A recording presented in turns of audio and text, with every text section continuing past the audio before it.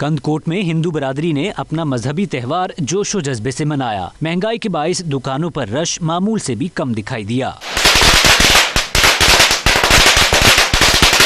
कश्मीर में मजहबी त्योहार के हवाले से घरों और शहरों को खूबसूरती से सजाया गया। मंदिरों में पूजा पाठ का इंतजाम किया गया था, जबकि बच्चों ने पटाखे और फुलझड़ियां चलाकर खूब मस्ती की। मुतादिद मकामात पर महफिल मौसीकी का भी एहतमाम किया गया था। बदीन में भी हिंदू कम्युनिटी ने दिवाली को खूब जोशो जज्बे से मनाया। ढोल की थाप पर बच्चों ने रक्स करके खूब इंजॉय किया।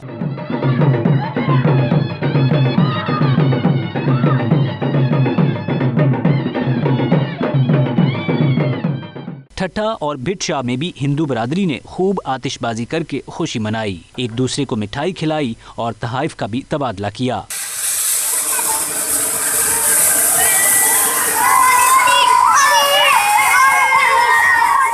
DI खान में पालकी का जुलूस मंदिर से तोपामाला बाजार तक निकाला गया, जिसमें बड़ी तादाद में हिंदू कम्युनिटी ने शिरकत की।